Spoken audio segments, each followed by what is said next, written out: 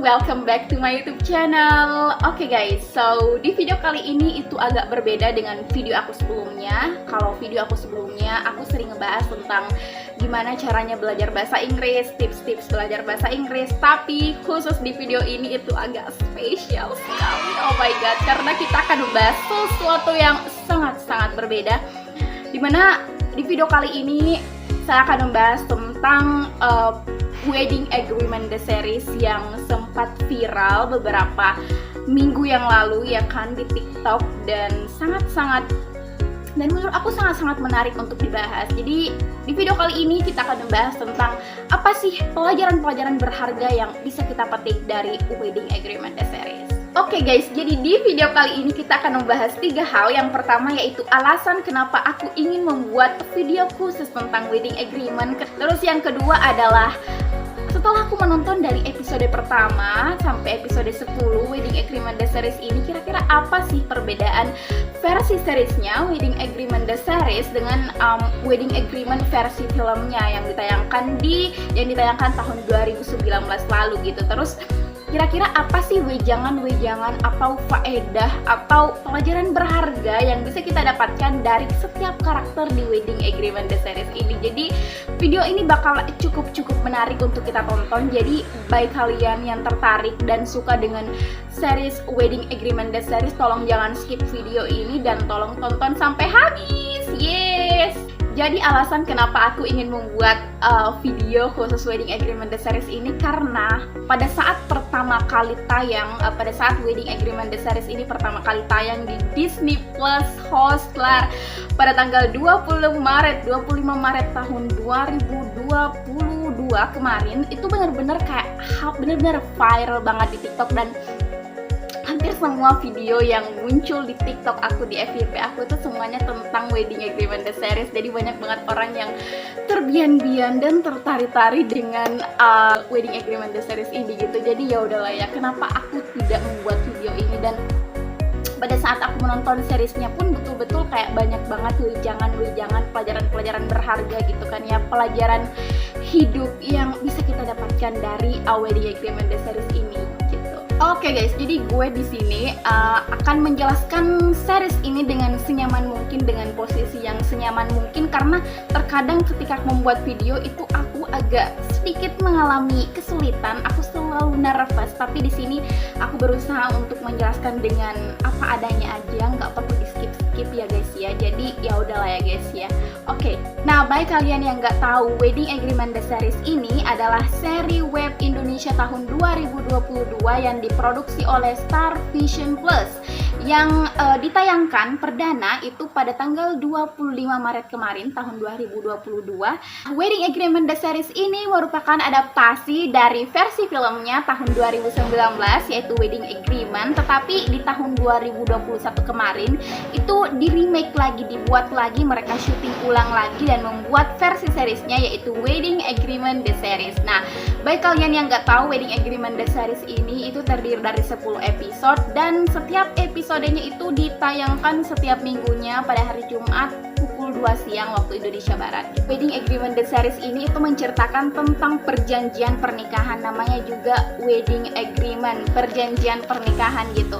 Nah, di episode pertama Wedding Agreement The Series ini memperlihatkan si Bian atau Mas Bian yang diperankan oleh Reval Hadi ini sudah mempunyai kekasih yang bernama Sarah yang diperankan oleh Susan Sameh gitu. Jadi mereka sudah pacaran, menjalin hubungan selama 5 tahun, dan si Bian dan si Sarah ini itu memutuskan untuk menikah, dan mereka memutuskan untuk meminta restu kepada orang tuanya Bian. Tetapi orang tuanya Bian ini tuh nggak ngerestui hubungan mereka gitu. Mereka tuh nggak merestui hubungan si Bian dan si Sarah ini gitu. Nah, secara diam-diam si orang tuanya Mas Bian ini malah menjodohkan putranya dengan anak dari sahabatnya yaitu Tari. Nah, sampai akhirnya dengan segala drama yang terjadi, sampai akhirnya si Bian dan si Tari ini pun dijodohkan dan menikah gitu. Tetapi pada saat mereka menikah, pada saat hari pertama mereka menikah, disinilah awal mula dramanya. Pada saat si Bian ini mengajukan surat atau wedding agreement atau persetujuan pernikahan kepada Tari, yang isinya mereka itu hanya akan menikah selama 1 tahun, dan setelah 1 tahun pernikahan mereka, si Bian ya guys ya, ini akan menceraikan Tari dan Bian akan kembali dengan kekasihnya itu Sarah dan akan menikahi Sarah gitu.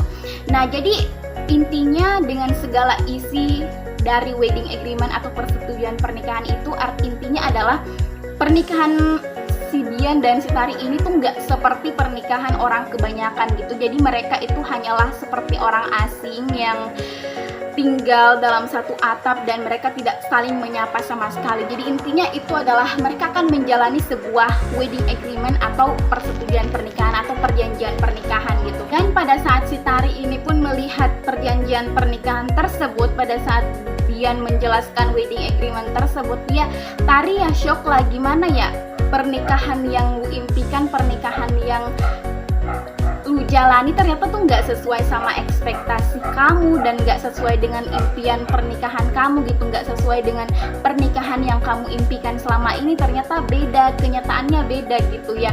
Gimana ya, rasanya sakit banget gitu ya guys ya. Disinilah titik awal mula wedding agreement the series ini, dengan segala drama yang terjadi, banyaknya drama yang terjadi sampai akhirnya si Bian pun bisa luluh dengan kesabaran Tari yang luar biasa. Akhirnya dia berhasil mempertahankan pernikahannya dan bisa meluluhkan Bian dan bisa menjalani pernikahan yang bahagia dengan segala drama yang terjadi. Nah, itulah wedding agreement the series. Jadi sesuai dengan wawancara dari sutradara dari wedding agreement the series ini, yaitu Bapak Archie Hekageri, sesuai dari wawancaranya beliau menyebutkan bahwa kenapa film wedding agreement dibuat kembali dalam versi seriesnya adalah karena banyak sekali rangkaian cerita, banyak sekali background story, banyak sekali cerita-cerita yang sebenarnya kalau dimasukkan dimasukkan dalam satu film itu durasinya nggak cukup, karena durasi film itu hanya berdurasi sekitar 2 jam atau 120 menit, dan sedangkan kalau semuanya itu dimasukkan itu nggak cukup waktunya, nggak cukup durasinya. Jadi mereka memutuskan untuk meremake kembali, membuat kembali dalam versi seriesnya, di mana dalam versi seriesnya itu durasinya itu cukup panjang, bisa berpuluh-puluh episode gitu, bisa berpuluh-puluh episode, dan mereka bisa menambahkan banyak sekali story, banyak sekali rangkaian-rangkaian cerita yang tidak ditampilkan di film tetapi semuanya ada di series gitu. Nah, apa sih perbedaan antara wedding agreement versi filmnya dengan wedding agreement the series? Jadi, wedding agreement the series ini itu merupakan lanjutan dari versi filmnya, tetapi di wedding agreement the series ini ceritanya itu lebih dalam lagi, lebih detail lagi, dan lebih luas lagi. Jadi mereka yang bagi orang-orang yang sudah nonton versi filmnya kemarin, ketika mereka menonton versi seriesnya ini, itu mereka dibuat benar-benar lebih dekat lagi dengan cerita-cerita yang ada di wedding agreement ini, lebih dekat lagi dengan permasalahan-permasalahan yang terjadi, dan dibuat lebih dekat lagi dengan setiap karakter-karakter yang ada di wedding agreement the series ini gitu. Jadi sebenarnya ceritanya itu sebenarnya berlanjut dan dibuat lebih berlanjut, lebih luas, dan lebih lengkap dan lebih detail lagi dari versi filmnya gitu. Karena sebenarnya banyak sekali background story atau cerita masa lalu yang sebenarnya itu nggak disampaikan di film, nggak diperlihatkan di film gitu. Kayak misalnya gimana bisa kematian Aldi, kenapa Aldi bisa meninggal dunia, dan gimana hubungan masa lalu si Bian dan si Sarah yang sebelumnya tuh nggak terlalu detail di film, tetapi di seriesnya itu dibuat lebih detail gitu. Nah, terus gimana tentang mantan pacar Tari gitu, yang mereka itu kayak bukan mantan pacar sih, tapi orang yang ingin melamar Tari waktu mereka masih kuliah sebelum si Tari dan si Bian ini dijodohkan gitu. Terus ceritanya itu lebih berlanjut lagi gimana tentang masalah yang dihadapi oleh keluarga Bian, adiknya Bian yaitu Kinan, gimana tentang masalah asmaranya gitu dengan kekasihnya, terus persahabatan, kekeluargaan, masalah persahabatan dan kekeluargaan, dan masalah persahabatan dan kekeluargaan yang terjadi di series ini. Jadi sebenarnya banyak sekali hal-hal yang nggak disampaikan di film, banyak sekali hal-hal yang nggak diperlihatkan di film, tetapi dibuat lebih detail lagi di series ini gitu. Oke teman-teman, selanjutnya kita akan membahas tentang apa sih pelajaran-pelajaran berharga atau life lesson atau pelajaran kehidupan yang bisa kita petik dari Wedding Agreement The Series ini. Nah, bagi kalian yang mungkin punya rencana untuk menikah atau nantinya ingin menikah atau mungkin punya rencana menikah dalam waktu dekat, menurut aku banyak sekali wejangan-wejangan yang bisa kalian dapatkan dari Wedding Agreement The Series ini gitu. Nah, setelah aku nonton Wedding Agreement The Series ini dari episode awal, episode pertama sampai episode terakhir yaitu episode 10, kita bisa menyimpulkan bahwa ternyata Wedding Agreement The Series ini tuh nggak seperti dengan cerita-cerita yang ada di luar sana tentang pelakor dan lain sebagainya. Itu sama sekali nggak seperti itu guys. Jadi menurut aku, setelah aku nonton seriesnya, menurut aku pun bisa relate dengan setiap karakter yang ada di Wedding Agreement The Series ini gitu. Gimana berada di posisi Tari gitu, apa yang dia rasakan gitu, permasalahan yang dihadapi oleh Tari tentang wedding agreement, tentang permasalahan pernikahannya, gimana berada di posisi Bian, permasalahan yang dihadapi oleh Bian, dimana Bian sudah mempunyai kekasih, ya dia sudah pacaran selama 5 tahun, tiba-tiba harus dijodohkan dengan orang yang sama sekali nggak dia kenal gitu.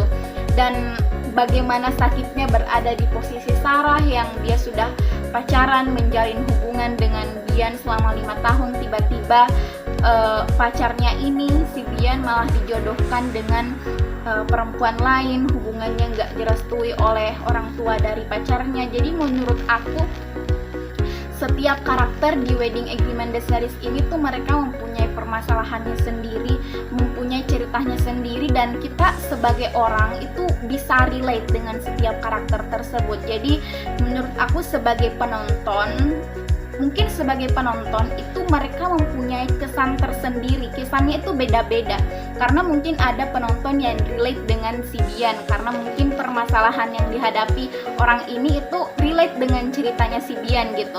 Nah, mungkin ada juga orang yang relate dengan ceritanya si Tari karena mungkin, atau permasalahan yang dihadapi oleh Tari karena mungkin dia punya story atau cerita kehidupan itu hampir sama dengan ceritanya si Tari, atau mungkin ada yang cerita kehidupannya hampir sama dengan Sarah. Jadi menurut aku setiap orang punya pandangan tersendiri, punya pandangan tersendiri atau punya kesan tersendiri dari setiap karakter di Wedding Agreement The Series ini. Oke, selanjutnya apa sih pelajaran berharga yang bisa kita petik dari Wedding Agreement The Series ini? Pertama dari sosok Tari dulu gitu, dari sosok Tari yang diperankan oleh Indah Permatasari. Jadi menurut aku sosok Tari ini di Wedding Agreement The Series itu merupakan sosok yang benar-benar menjadi karakter impian dari setiap wanita muslimah gitu. Benar-benar kayak sosok yang menjadi impian gitu dari setiap orang gitu, dimana si Tari ini menurut aku dia mempunyai karakter yang cukup kuat, dia mempunyai pondasi agama yang cukup kuat, dia benar-benar menjalankan kehidupannya itu benar-benar based on, berdasarkan kayak keyakinan yang dia yakini gitu. Dia mempunyai pondasi agama yang kuat dan dia orang yang cukup sabar, karakter yang cukup sabar, dimana dengan segala permasalahan, drama pernikahan yang dia hadapi, tapi dia mampu bertahan, dia mampu tetap sabar sampai titik maksimal gitu. Dia mampu menjalani pernikahannya tersebut. Nah, sosok Tari ini menurut aku dia mempunyai kesabaran yang sangat luar biasa. Dia punya kesabaran yang cukup tinggi dengan segala permasalahan drama di pernikahannya, permasalahannya dengan suaminya yaitu Mas Bian, tetapi dia mempunyai kemampuan yang cukup luar biasa untuk menahan rasa sakitnya tersebut. Dia mempunyai kesabaran yang luar biasa dan dia tetap bertahan, dan dia percaya bahwa suatu saat nanti pernikahannya akan jadi jauh lebih baik, kehidupan pernikahannya akan menjadi bahagia seperti pernikahan orang pada umumnya. Dia tetap percaya kepada Allah Subhanahu wa Ta'ala, dan dia tetap percaya dan dia tetap optimis bahwa suatu saat nanti pernikahannya akan membaik gitu, pernikahannya akan bahagia gitu. Dan satu hal lagi yang benar-benar aku suka dari si karakter Tari ini, dia adalah perempuan yang independen, dia adalah perempuan yang mandiri, dimana itu pun juga menjadi impian aku gitu. Aku juga pengen jadi perempuan yang independen, perempuan yang mandiri, karena di seriesnya ini memperlihatkan bahwa pada saat waktu kuliah pun Tari ini mempunyai predikat yang tinggi di kampusnya gitu. Dia salah satu mahasiswa yang cukup sangat-sangat berprestasi di kampusnya. Dan pada saat lulus pun dia merintis bisnisnya sendiri gitu. Dia merintis bisnisnya sendiri dari nol, yaitu bisnis roti, sampai akhirnya bertahun-tahun dia merintis bisnisnya, dan dia berhasil menjadi owner dari bisnisnya dan berhasil mendapatkan keuntungan atau profit dari bisnisnya yang sangat luar biasa, yaitu bisnis roti. Dan kalau dilihat dari seriesnya itu keuntungannya itu cukup luar biasa, sekitar 600 juta per bulan, dan menurutku itu sangat-sangat luar biasa gitu. Jadi menurut aku itu sih tentang Tari. Jadi menurut aku Tari ini adalah juga sosok yang sangat-sangat baik terhadap sahabatnya. Dia mampu menjalin hubungan persahabatannya dengan sangat-sangat baik. Dia adalah sosok yang sangat sayang terhadap keluarga, sayang terhadap orang tua, dan dia punya kesabaran yang sangat luar biasa. Even bahkan di seriesnya ini memperlihatkan bahwa si Tari ini itu nggak punya orang tua gitu. Orang tuanya sudah meninggal kecelakaan, dan si Tari ini diasuh sampai besar oleh Pak D dan Budenya gitu. Dia benar-benar sangat sabar menjalani kehidupannya. Itu sih menurut aku tentang Tari. Dia punya kesabaran yang luar biasa, optimis, independen, wanita yang mandiri, mampu mandiri secara finansial, dan dia tergantung sama partnernya, suaminya gitu, dan punya kesabaran yang luar biasa, dan dan dia benar-benar menjalani kehidupannya berdasarkan based on agamanya, dan dia punya pondasi agama yang cukup kuat. Itu sih menurut aku tentang Tari. Jadi dia adalah sosok yang cukup menginspirasi aku banget gitu. Itu sih menurut aku tentang Tari. Oke guys, selanjutnya apa sih pelajaran berharga atau insight yang bisa kita dapatkan dari karakter Bian yang diperankan oleh Revala Hadi? Nah, menurut aku di series ini karakter Bian itu adalah sosok yang simple sebenarnya, nggak terlalu banyak neko-neko. Dia adalah sosok yang baik, dia patuh terhadap keluarganya, dan dia bahagia dengan kehidupannya. Dia punya prinsip-prinsip tersendiri, dia punya prinsip yang kokoh, dan menurut aku dia juga punya passion, dia adalah sosok yang pekerja keras, dan dia berjuang dengan karirnya, dia berjuang untuk mencapai karirnya, dan dia punya karir yang cukup bagus, dia bahagia dengan kehidupannya. Tapi satu hal yang mungkin yang menjadi permasalahan di kehidupannya si Bian ini adalah dia nggak bahagia dengan kehidupan asmaranya. Itu aja sih menurut aku. Jadi kehidupan asmaranya ini menjadi permasalahannya di series ini gitu. Pesan moral yang bisa kita dapatkan dari karakter Bian ini menurut aku yang pertama adalah jika kita ingin mendapatkan kehidupan yang tenang, sepenuh hati jasmani dan rohani, kehidupan yang tenang, kehidupan yang nyaman, alangkah lebih baiknya kita harus mempunyai fondasi agama yang kuat dan menjalani kehidupan based on berdasarkan agama yang kita yakini. Menurut aku itu adalah cara untuk mendapatkan kehidupan yang nyaman dan tenang gitu. Itu sih menurut aku buktinya si Bian ini ketika pada saat dia dalam proses mendekatkan diri kepada Tuhan gitu, kepada Allah, dia mulai menyadari bahwa sosok Tari adalah sosok perempuan yang tidak seperti perempuan-perempuan lainnya yang mungkin dia nggak akan bisa dapatkan di tempat lain gitu. Dia pun mulai menyadari hal tersebut gitu ketika dia dalam proses membangun hubungannya dengan Tuhan gitu. Itu sih menurut aku yang pertama. Dan pelajaran yang kedua adalah jangan pernah pelin-pelan dalam sebuah hubungan.